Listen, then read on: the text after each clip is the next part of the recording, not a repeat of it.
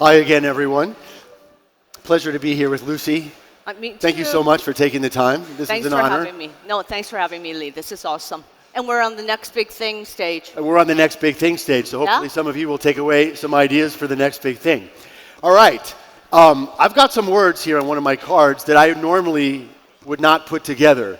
Gaming and the future of work. I mean, one could argue, like, if I spend too much time in games, I'm not going to be working. So I want you to help us connect those things. What does this world of gaming have to do with the world of work, skills?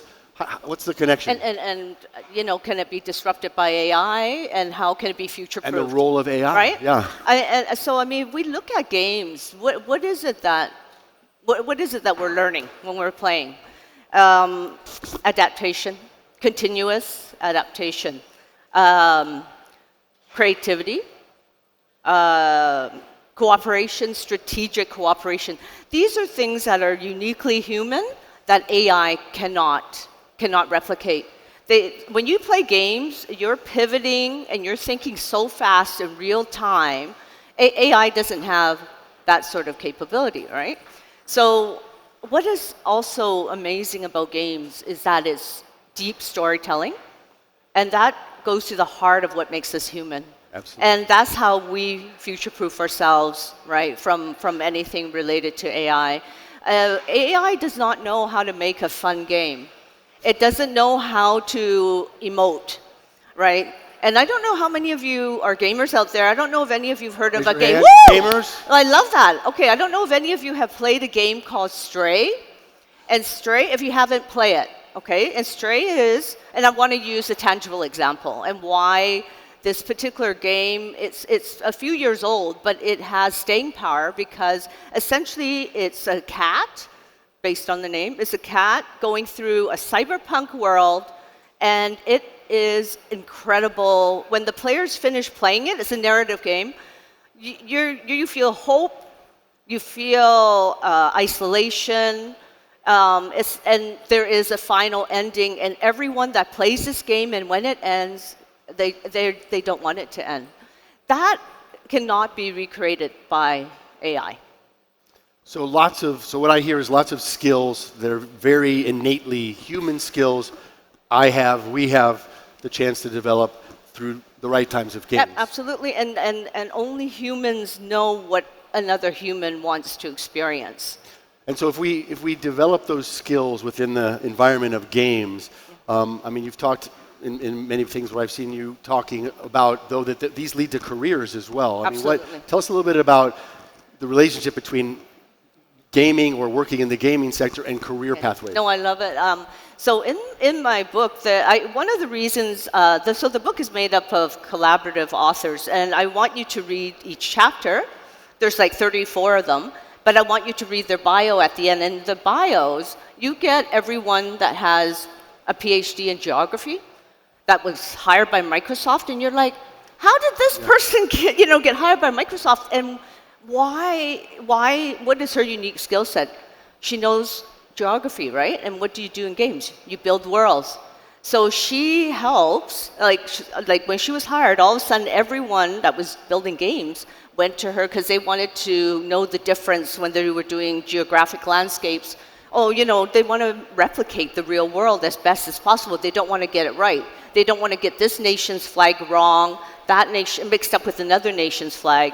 They don't want to make a hill like this size when a hill is supposed to be that size. So she brings real world knowledge into like the developing of games, and makes the games that much more immersive because they are fun and deep storytelling. And so that's one example. Okay. But then we have someone that's a lawyer. She gamed. This is awesome because she still became a lawyer, which her parents wanted her to be, but she was a gamer all her life. So you know what she does? She started a law firm that only helps gamers get visas and entry into the US. Wow. Okay. That's her USP. So sort of two sides of the coin. I mean, on the one hand, playing games develops human skills. Yeah. You've given us some idea of creativity, collaboration, cooperation. On the other hand, the gaming industry as a place to work there is is a place also for a breeding everyone. ground for great skills. There's a place for everyone, Lee. If any of us wanted to pivot tomorrow and go into the gaming industry, we could utilize our skill sets in a myriad of ways. So I should look for a game called I think you would be perfect. Deans of the Universe? Okay, so, Yes. All right, so we talked about skills and some career paths. Let's Yeah. talk about education. So, I mean, all of us know there's, SDGs, there's 17. You Yes. have suggested that there should be an 18th SDG, right, the UN SDGs, Yes.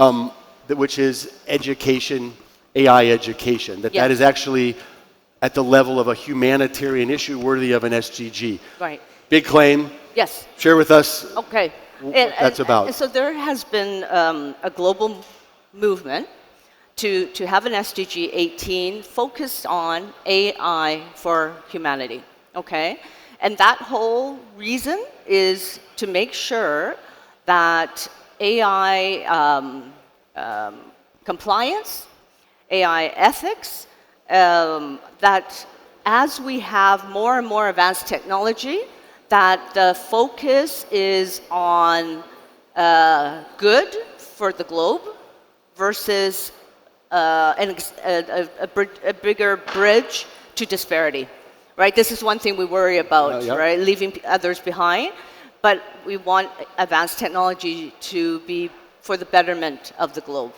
Okay, so now let's dive in very quickly to 2 SDGs, and here is the hook. I argue that having AI for humanity is an accelerator for the rest of the 17 SDGs. And we're not performing fabulously on meeting those. To be clear, this SDG 18 is not already on the 2030 agenda. It's not there yet. I'm hoping it gets there, but SDG 8, for instance, economic growth, Yeah. work, yes, there are jobs that are being done away with. But obviously, through AI for humanity, we can focus on what about creating jobs, again, that focus on uniquely human skills, right? Empathy, creativity. AI can help us fix that. It really can. And then let's go to one that you and I both care about, SDG 4, education. Yeah. AI knows what skills can be future-proofed. I just named some of them. Creativity, collaboration. It can also come up with educational platforms that focus on lifelong learning. It can focus on allowing people to pivot. And we're not making sure no one's left behind. That no one, if they lose their job because of AI, they're not getting reskilled or upskilled.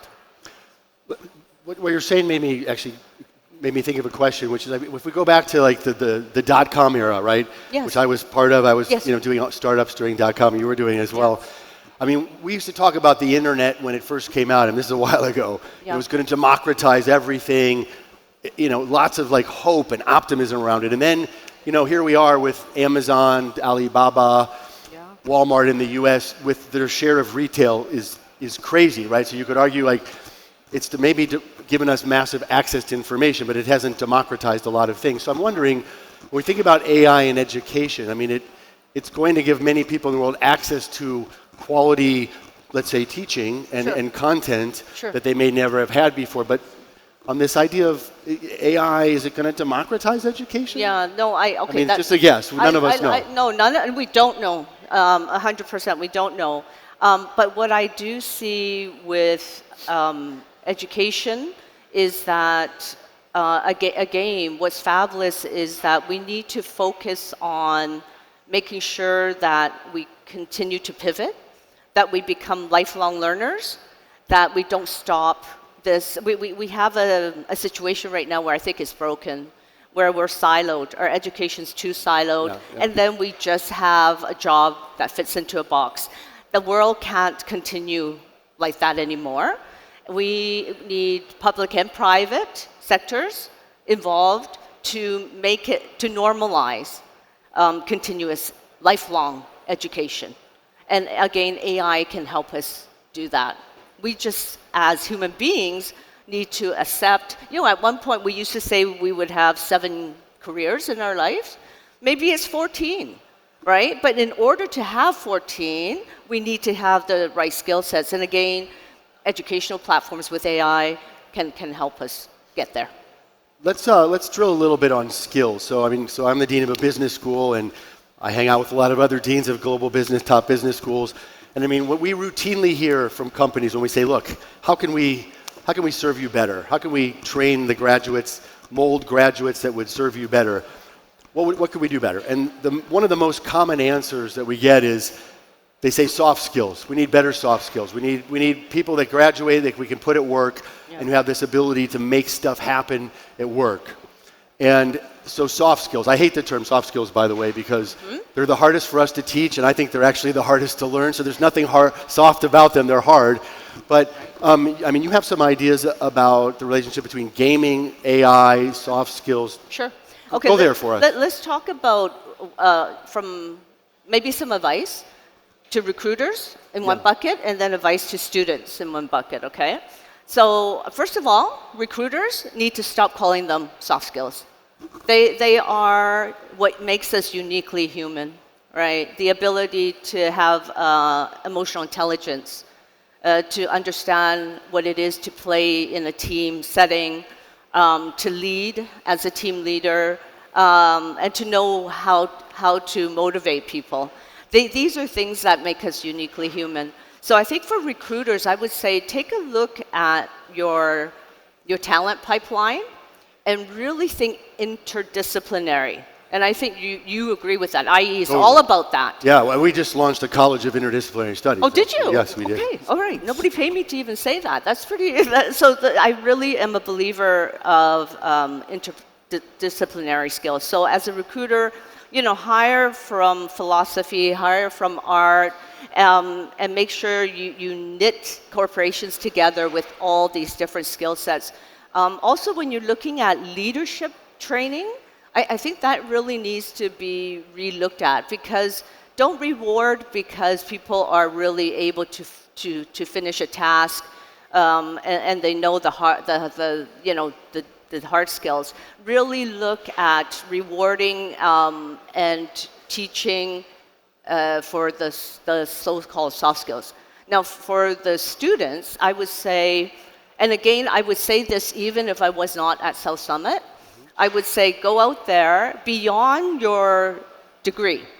Go out there and lead teams. Go out there and find challenges in the real world. And what are some of the best ways to do that? Go and attend hackathons. Go and find and scale entrepreneurial ideas. These will, again, be something that's evergreen, that AI cannot replicate. These are skills that you're going to use throughout your lives, and that's what separates us from human beings. Yeah, I mean, this is the big idea stage, the next big thing stage. I mean, so I can say to anybody working in any kind of company, raise your hand that does behavioral measurement, trying to do something where the app or so you have one. Okay, so I mean, for me as an educator, I mean, one of the things I would love to do, I would love to have every student that comes to IE Business School have to, I don't know, go through 200 hours of pitching every year, for example, right? You cannot graduate from IE Business School unless you've pitched 200 hours. Now, I can't deliver that, right? I mean, I'd be out of business, right? Because I can't assign everyone a personal coach to listen to them 200 times over the course of a year. Right.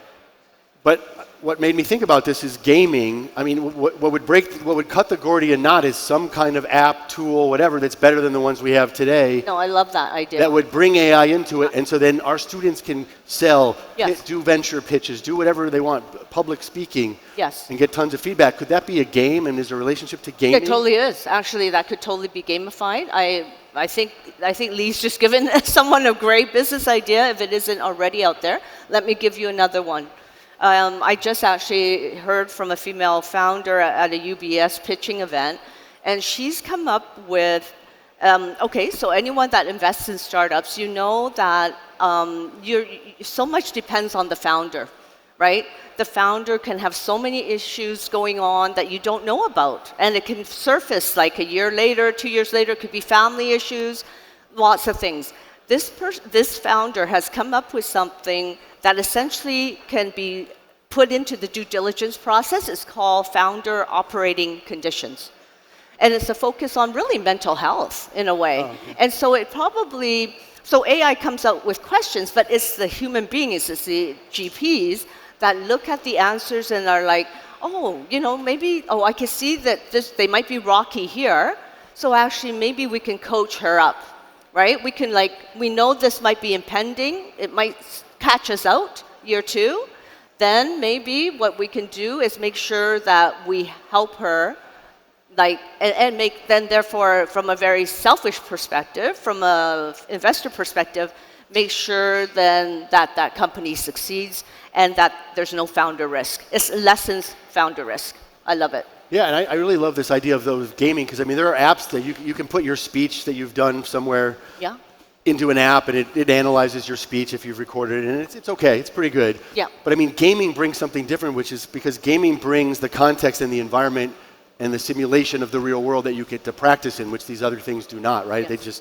You just upload a video. So I think an interesting opportunity there. Yes, 2. Back to skills. I wanted to ask you a question that I think quite relevant for people in the room, which is, I mean, all of us have our superpowers, that sort of power our ability to get things done and be successful. Uncomfortable question maybe for some of us, but Yeah. what are the superpowers that some of us in this room might have that you think we should start finding another superpower because it's probably not going to be that useful in the next 5 years? Yeah, that's a fabulous question. And I don't want either Lee or I to be booed off the stage because we are talking to a very educated audience. I'm going to before I go into a specific, I'm going to put it all in a broad bucket. So if you parse data, if you're able to analyze data, like all of that, obviously, AI can do now, right? But why not look at again what is the human element of all of that? All of that is the ability to think critically, and that is not something that AI can do easily, and it cannot do it fast, and unless it has a specific data set. Okay, so we're going to come back to critical thinking. There are probably fabulous AI prompters here, and as you know, I mean, in a span of 18 months. Now people are now saying we don't need AI prompting because AI can prompt itself. And so again, let's go back to what makes you uniquely human.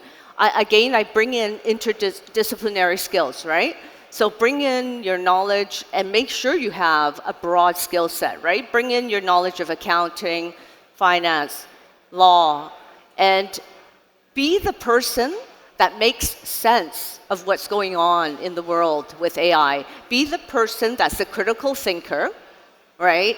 The strategic thinker, the strategic analysis, or the ability to have the strategic analysis to help companies, founders, institutions figure out what they need to be doing, right, with all that AI is disrupting. No, woe is me. Just focus on the fact that you're a human being and that you have the ability to think critically, and you can do it real time. You have your lived experience, again, which AI does not have. And really, I would call that an action point. I would double down on that. Be very interdisciplinary and use that ability. Yeah, and I think, on that, I mean, one of the things we're trying to solve with respect to critical thinking is this difference between using AI to do work for you, like to do tasks, do some research, check this out, do these numbers, this kind of stuff, versus using AI as a thinking tool. I'm curious, maybe we can just do a quick poll. How many of you are using AI to do work? You give a task and you're outsourcing, you're delegating work to your AI? Okay, hopefully most of you. How many of you are using it in a different way where you are using it to help you think about what work should be done? Raise your hand. Okay, that's great, but many less people. And I think that's what we're trying to do with students is problem framing is really critical, right? I mean, I can say to my AI, look, I need to do some research on some companies because I'm thinking of investing or whatever it is. Yeah. Go do it. And I give a nice long prompt, it's very detailed. But that's different than is now the time for me to be doing that? Which kinds of companies should I even be looking at? I mean, there's the whole framing around the task, and I feel like when I see Yes. students or I see staff doing it that way, it's 100x what they did before. Whereas the Yes. people that are having AI do the work, the quality is roughly speaking what it would have been without it. It's just faster. Yeah, so I love, and framing is exactly the way to put it, Lee, because again, as human beings, we are able to frame problems. And again, AI can't replicate that. And so if we're more, if we're going up the spectrum in how we're using it, it's still very beneficial to us. Yeah, so don't just do this, Yeah. but poke holes in what I'm doing. Yeah. Find the holes in what I'm doing. Tell me what else I should be doing or why I shouldn't be doing what I think I want to do. Very different approach for critical thinking, I Yeah, think. but also, okay, so you've come up with this idea, but then also again, because of my background or my lived experience, don't always listen to what AI throws out at you, company A or company B. Here's what I think, and this is from my knowledge of all this background that I have. Yeah. I mean, what I also love is that people that have English degrees, linguistic backgrounds, they already know how to use the language of AI. And now they just need to double down Yeah. on the human element. Okay, so one of our themes, the main theme we've been talking about is human potential, right? And AI, of course. You're an investor and a successful one, from what I understand. So, if we think about the next big thing, where do you think smart money is or should be going in the world of investing in human potential, talent, skills, and this whole world we've been talking about? Yeah. Where smart money is going right now is platforms that are leveraging the best of human and AI potential. Okay. So I'll give you some ideas. Again, I used the business idea earlier. There's a lot to do with health tech. And what I find disheartening, because there's a lot that is actually trying to better human beings and our life, right? Everything from femtech to health tech, longevity plays. Okay, this is all to ensure that we as human beings live a longer, healthier life. Okay, AI can help us do that. And Absolutely. one very great example of a startup that's based in Turkey and in the US is that they're able, through different mail-in samples, figure out what you're depleted in. This is not new. There's It's like a lot. wearables? No, just it is actually an app on the phone, Okay. but like you just do a swab and the results come up. But what they're doing is also making it compatible with what's going on around you in the world. So for instance, they haven't gotten there yet. They will. I can walk into Starbucks and apparently I'm low on vitamin D. And then they'll tell me, okay, you're in a Starbucks, get yourself a milk. And this I love, right? And again, that can be done because that information is coming so quickly from the app. So, and it's also going to make me live longer, I hope, and be a better human being. So that's one example. Kind of well-being, wellness, and health. So much, okay, so much. And we've got the data points to be able to do that now. And actually, I was listening to someone talking in another stage earlier, and he was talking about how his company is seeing some of the best business innovations, the best entrepreneurs come out of hospitals, because they are literally, right, they literally are seeing pain points, haha. Yeah, so they know what needs to be fixed in the medical system. And so therefore, they're the best entrepreneurs. But again, all of this requires a lot of data points, right? If I'm trying to do pain management, or I need all the data points that I can get from AI.